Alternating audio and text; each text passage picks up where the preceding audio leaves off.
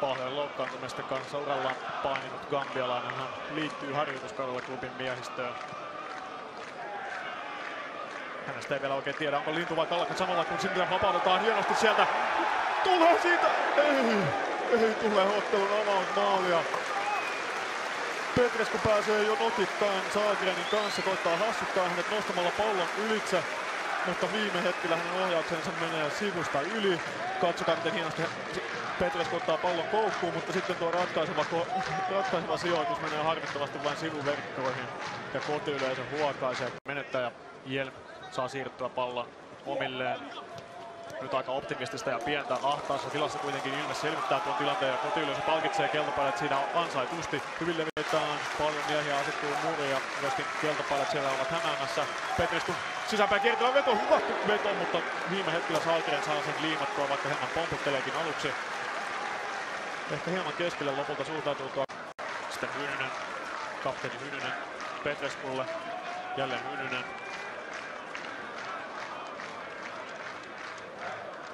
Hamapientä kikanpoikastakin heittää Alamyllymäki ennakkoluulottomasti siellä. Ja sitten palloa keskialueella tässä. Mies, joka pystyy pelaamaan molemmilla laidoilla sekä sitten aivan kymppipaikalla. Hänen terävän laukauksessa tuossa äsken kuitenkin kilpistyi miehistä ja Moussen välillä.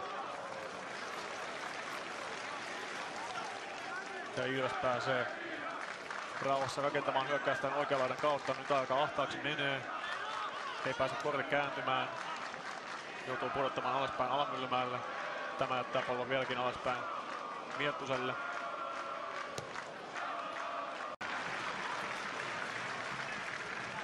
Nyt juoksupallo ei Menikkille. Menikki ottaa pallon haltuun. Mitä tekee? Kääntää vasemman jalan vapaaksi ja sitten pääsee jo klubipelaajat Peiposen ohella hänen kintereilleen. Ja tuosta ei kulman potkua sitten lopulta tuomita, vaan ottelun erotuomari on nähnyt, että Emeniikken jalasta pallo lopulta lipuu yli päätyrajan. Katsotaan tässä. Hienosti ottaa hänelläkin.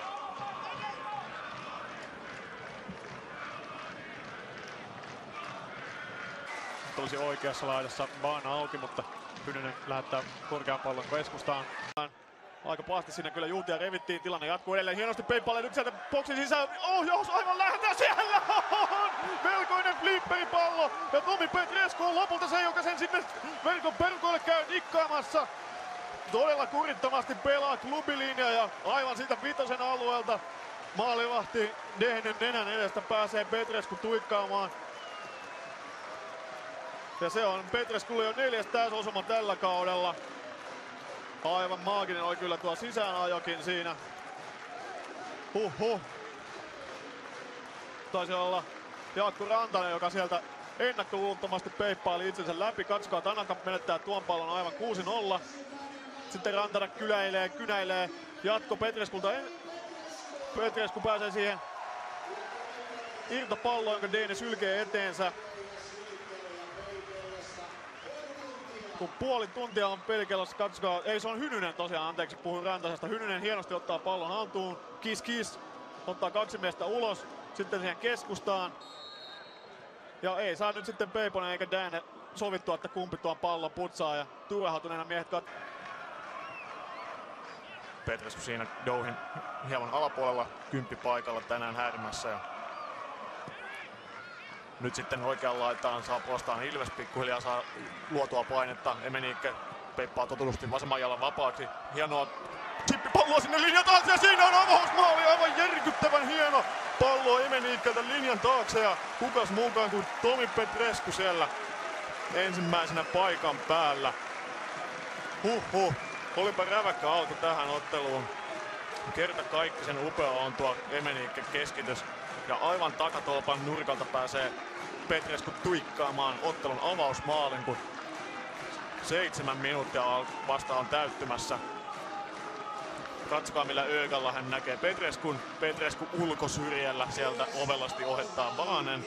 Ja näin on kuin varkain Inter-puolustus yllätetty.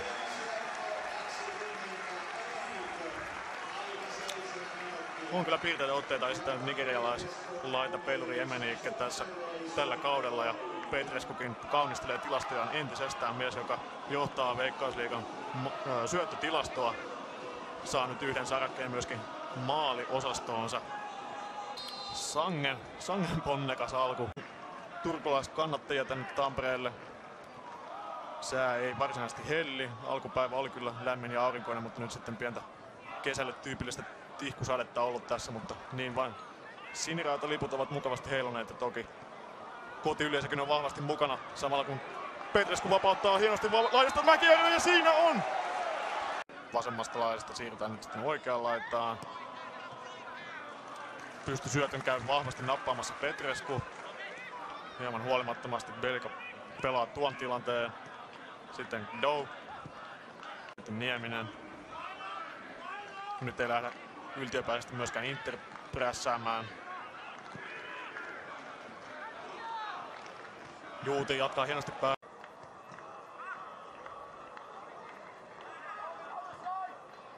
Vanha herra Lehtonen nyt antaa aivan ilmaiseksi pallon Ilvekselle. Petrescu saa tavoitettua keskeltä. Nyt oli aivan avopaikka, mutta mitä tekee? Vaan aivan loistava pelastus ja Doe on yllätetty.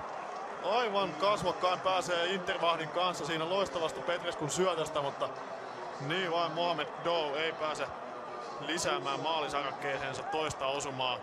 Mies, joka siis viime pelissä tulee köysi kuitenkin väliin, pelaa pallon Jelmille. Jelm hakee hyvällä pystysyllä Petresculla. Petrescu tulee ja näin Tomi Petrescu 1-3.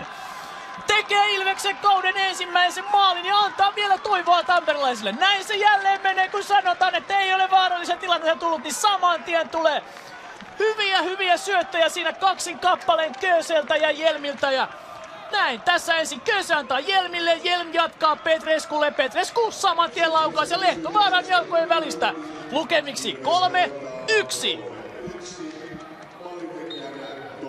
Nyt ei Lehtovaara pääse sen niin paljon vastaan, että saisi peittyä hyvin tilanteen.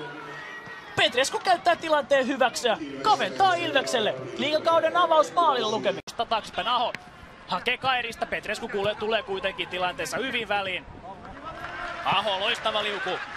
Katkaisee Jaakko Juutin etenemisen. Nyt tulee hieman kiire, Dua pääsee tilanteeseen, ehtii vielä väliin.